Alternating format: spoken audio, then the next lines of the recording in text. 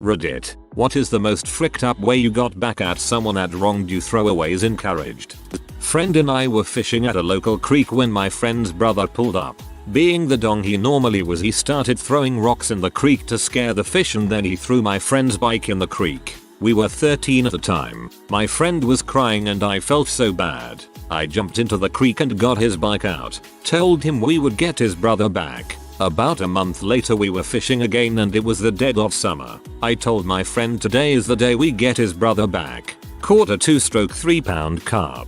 Threw it up on the side of the bank and left it there until we were done fishing.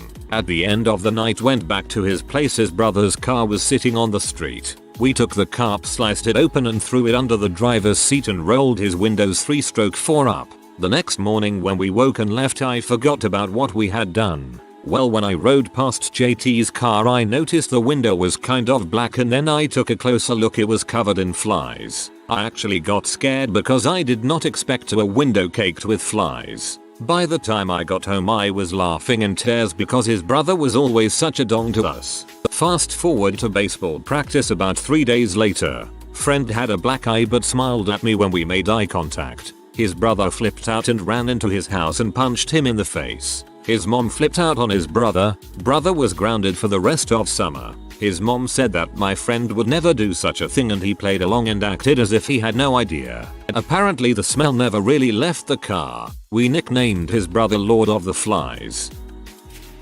A school bully repeatedly knocked a binder from my best friend's hands every single day while we walked down the hall. Now we were in high school back in the pre-Columbine era, so people didn't freak out as often when kids did fricked up crap. I convinced my friend to stick tacks through an entire side of his binder, turning it into an extremely dangerous spiked weapon, and just hold on extra tight while waiting for the bully to come do his thing. The kid lacerated his hand pretty badly. After he slammed his hand down into it, my friend held on and yanked back. Jackass didn't try that crap again.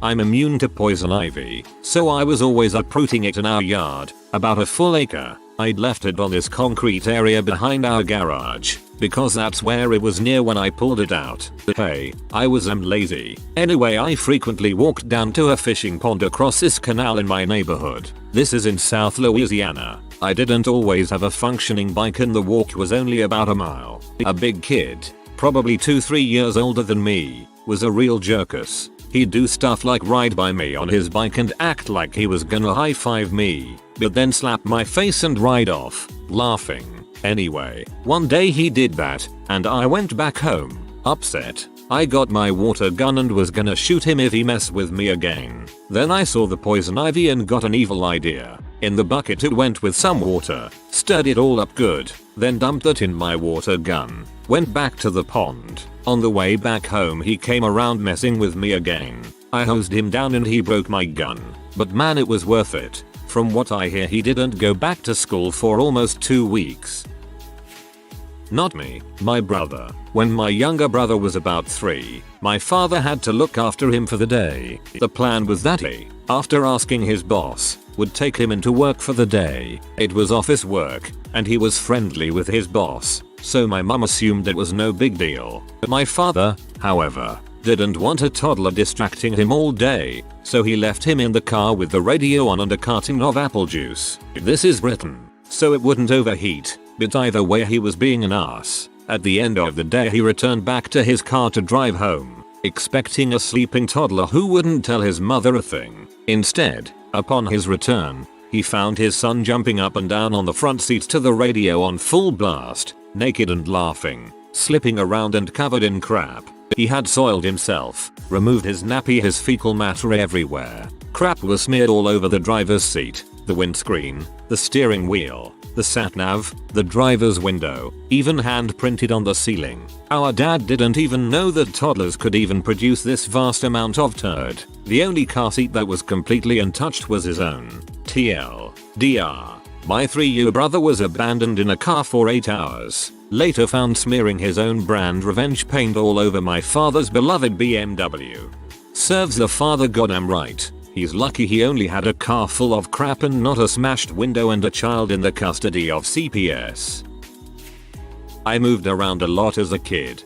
Dad in the army, parents divorced. Not staying in one place made long-term friendships impossible. But my situation attracted bullies like flies. I moved to a new school. A bully picked up my scent instantly, tripping and shoving, making fun of my clothes. Nothing too terrible, but I was already unhappy, so I felt miserable anyway. One school day, I asked to use the restroom. I passed by said bully on the way into the bathroom. He actually didn't do anything to me this time. When I entered the restroom, someone was in the only stall, crapping on the floor. I walked out of the bathroom, disgusted, ready to tell on them. I was 7 at the time. I was ready to re-enter my classroom when an incredible, yet devious idea came to me. I went straight to my bully's classroom and walked inside. Everyone looked at me, which normally would have given me enough hesitation to turn me 180 and back to class. But that day, I didn't so much as pause. I walked up to the teacher's desk, pointed at my tormentor and boldly proclaimed that he had crap on the bathroom floor. The teacher's reaction was better than I could have ever expected. For me, she made him follow her into the restroom while he cried and slobbered out, "I didn't do it, he's lying," over and over again. She then grabbed a wad of paper towel, handed it to him, and we watched as he picked it up and put it into the commode. She thanked me for telling her and told me to go back to my classroom. This happened about 20 years ago. I still look back at this moment as a turning point in my life, like I became me then.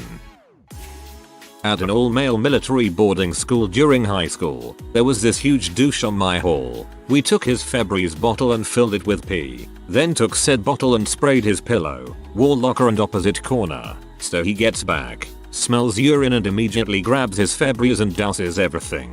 Eat a dong, Donovan. Eat a dong.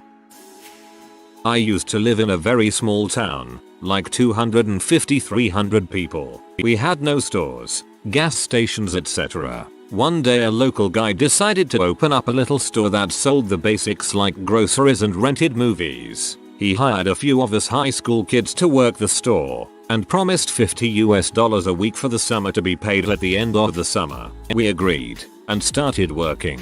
We gave up a summer stocking shelves, cleaning the bathroom, lawn care and whatever else. Well, the end of the summer comes around. It's our last day of work, and he comes by with our paychecks. $50 for each of us for the whole summer. Needless to say, we weren't too happy, but his words were, "What the frick are you gonna do about it? Drop the key off at my house since you won't need it anymore." We came up with a plan to pay this douchebag back. Before locking up the store for the last time, we left a window unlocked. We dropped the key off at the house. Around midnight, we were back at the store, grabbed as much as we could: cigarettes, money from the register, candy, probably about $1,000 worth of crap, locked the window, then left through the emergency exit that had no alarm. There were also no cameras of any kind. Next day there were cops there. He accused all of us of doing it, but had no proof. He ended up having to shut down the store a few months later because the town heard how he didn't pay us and stopped doing business there. I don't feel bad.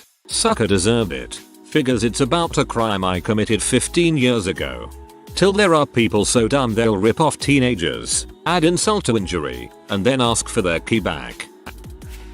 When my brother and I were kids, we used to play in our front yard all the time. Once, we were playing baseball and our ball rolled down the hill into our neighbor's backyard. Anyway, my brother and I went inside to find another ball to play with. In those 5 minutes, he walked up the hill and pounded on our front door. My mom answered and he flew into a rage at her, screaming about the goddamn kids ruining his lawn. My mom tried to calm him down, but he put back his fist as if he was going to punch her. When my mom flinched, he started to laugh and spit on our doorstep. My brother and I saw everything and declared covert war. We were smart. We waited until he wouldn't be too suspicious. To this day, we haven't been caught, because everything could have just happened naturally. We didn't do everything at once, but rather over the course of many years. Here is a rough list of all the things I remember doing. Poured female deodorant into his cars and house's AC intake vents to perfume his air with an unholy stench. saved up all shards of sharp glass, nails, etc. and would scatter them on the ends of his driveway. Bought high strength concentrated weed killer and would apply it liberally to his prized shrubs flowers. Found his car in public parking lots and threw bologna on it to ruin the paint job. No clue if this one actually worked though. Collected roadkill and assorted dead critters we found. We had cats and would throw them under the tarp that covered his pool. Waited until they went on vacation and put sugar all over their doors and windowsills and hope that bugs would get into the house and nest. I still don't feel guilty. The guy was a huge prick. Still is a huge prick, actually. I worked at a place during college that served sandwiches and coffee. It was a cool place. A lot of people hung out there and I liked everyone I worked with, but my boss was the biggest butthole in the world. One week on payday he got all the employees together and told us that we wouldn't be getting paid that week and we would have to wait until next week. We were fine with that, but when the next payday rolled around he didn't have the money. This went on for about a month. We were all working under the table and he told us that if we quit we would never get any of the money he owed us. We later found out he never planned on paying us. We found out he was blowing his cash on coke and gambling. He stopped showing up to work for like 3 weeks, so it was just the employees running the store. In those 3 weeks we gave away pretty much everything in the store for free. Literally emptied it out. Anyone who came in and ordered something got it for free. We even had a party there one night. Open mic and everything. So he finally shows up and he looks like he has been awake for a week straight. He comes in freaking the frick out. Threatens to beat the crap out of us. Starts throwing things around. I was in the back and saw that he was double parked outside. So I call the campus towing company that was literally a block away. While he is freaking out at us, one of the employees says, "Hey, your truck is getting towed." He runs outside and watches his Escalade get towed away. We all bounced out the back door and never looked back. When I was 13, I woke up in the middle of the night to a man laying next to me in my small bed, staring right at me. I looked at him all confused and told myself, "Oh, silly, you're having a nightmare." So I smiled at him, closed my eyes and was about to fall back asleep when he started touching my thigh. Two things happened at once. I realized that I was only in my bra and underwear and that I was definitely not having a nightmare. Fear like I've never felt before gripped every inch of my body and I think I stopped breathing. He started making his way up to my underwear, presumably to take them off. What did I do? I opened my eyes and I crap you not said, "Hold on a second. I have to pee." He looked shocked, but didn't stop me as I wrapped my blanket around my body and proceeded to take a few steps toward my bathroom. Then I noticed that my bedroom door was wide open, so I bolted. I ran to my mom's room, banged on the door and screamed about how there was a man in my bedroom. My mom came out to the hallway and had just started reassuring me that it was a bad dream when the sucker dashed out of my room and toward the front door. My mom froze, but I got the biggest sense of how the frick dare he try to violate me. That's when I grabbed a lamp, ripped the cord out of the wall socket as I started chasing him, insanely waving that lamp and screaming all the profanities that my 13-year-old mind has ever heard. I chased that sucker down the streets while my mom called the police. I lost him somewhere in the dark, but when the police came, got statements and started searching the neighborhood,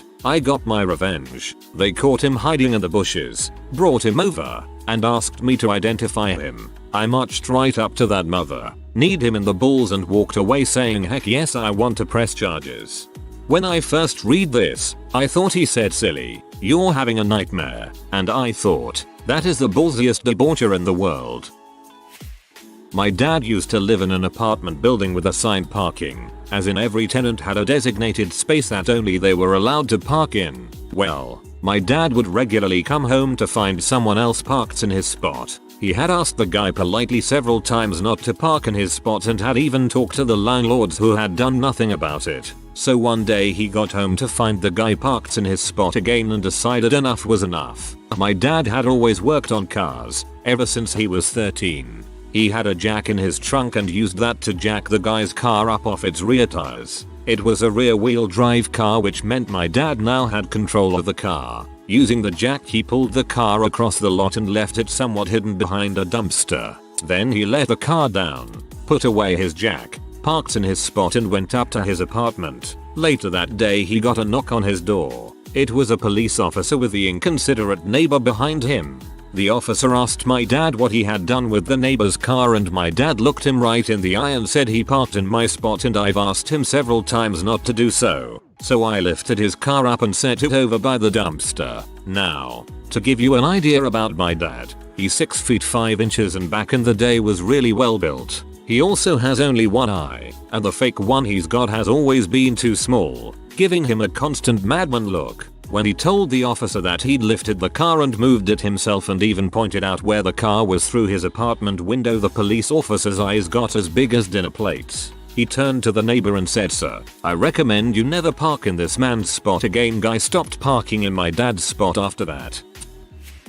My friend pulled a fairly innocent prank on me to pay him back. As we got to a very busy airport to fly to Vegas, I put the lead-lined bag, used to protect film going through the X-ray machine, in his carry-on. They had to check his bag right there. In it I put a celeb, a tube of anal ease lubricant, a loose deck of naked men playing cards and dozens of extra small condoms. He of course looked horrified, pleading that it wasn't his, which it wasn't, but no one believed him. They put everything back laughing and he was allowed through.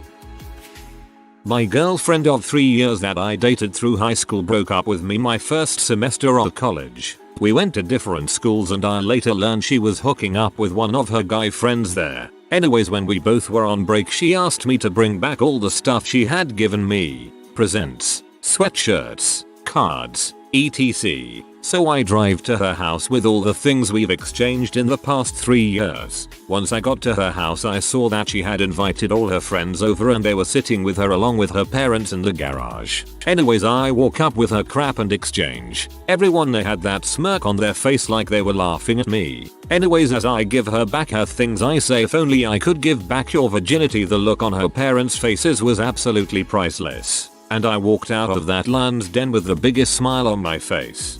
Haha, this is great. It's awesome how you can have an entire situation and group of people against you and turn it around with nothing but a few words. My then high school girlfriend was a total B and wanted me to abandon all of my friends, would always try to bring me down, etc.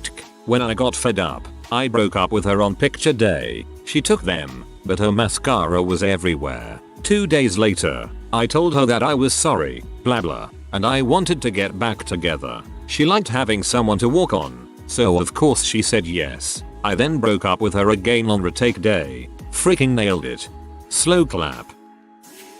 My friend got roofied and violated by a frat frick about a decade ago at a local high-toned university. Despite a shitting of evidence, he was never arrested, never expelled, never had to face any sort of penalty for this, and managed to get my friend labeled a S who totally wanted it and was now only pretending it was rape because he wouldn't break up with his girlfriend for her. A pretty charming guy, really. I put capsicum extract in his eye drops. My reaction to your post. So I've definitely come to this way too late for karma, but I decided to share this story, just for any lurkers to enjoy. When I was in first grade, there was this jerk that we'll call Eric who essentially made my life a living heck. He was constantly shoving me down, stealing the ball from me, and would consistently smack me or throw things at me in class when the teacher's back was turned. I often got in trouble for yelling at him or hitting him back. Meanwhile, the sneaky bastard was an angel in her eyes. It's December, and the entire class is excited about 2 things: bring your dad to school day and Christmas. Well, one day in class, our teacher was talking about Christmas and Santa Claus when Eric blurts out, "Santa isn't real. He's just make-believe for babies." The teacher tried to make him be quiet, but the damage was already done. The entire class was distraught. 2 girls actually had to leave the classroom because they were crying so much. I got home and told my parents what Eric had said, and they convinced me that Santa was real and said that Eric was just a mean little boy. A few days passed without further incident, and it was time for bring your dad to school day. However, my dad had cancelled a few days before, saying that he had a really important meeting that he couldn't afford to miss. Well, the dads all arrived to class shortly after lunch and were presenting briefly one by one when suddenly, who would burst into the classroom but Santa freaking Claus. Letting out a big HOHOHO, the pudgy saint, Nick strode into the classroom, hugged our teacher, and gave a brief presentation about elves and toy making and his reindeer. He then went around the classroom giving all the kids mini Reese's, and right before he left went say, "Which one of you is Eric?" The teacher pointed him out, and Santa went up to his desk and said something like, "You know Eric, it's not nice to tell people that I'm not real. If you keep being a naughty boy, you'll be getting coal next week." Eric just looked back at him stunned and gave a sheepish nod. Santa then went and stood by the doorway, gave a cheery laugh, and right before he walked out looked me dead in the eyes and winked. I was amazed and ran home telling my parents all about what had happened that day. Eric wasn't as mean after that, and everything in the first grade was gumdrops and ice cream. It wasn't until I was in high school that my mother revealed that the Santa Claus was actually my dad. He had gone so far as to buy an expensive fat suit and mask in order to fool me and everyone else. TLDR. My dad dressed up as Santa Claus and came to my first grade class to tell a bully to act right. If you are new to the channel, you can subscribe. I publish new videos every day. Until then, check another video.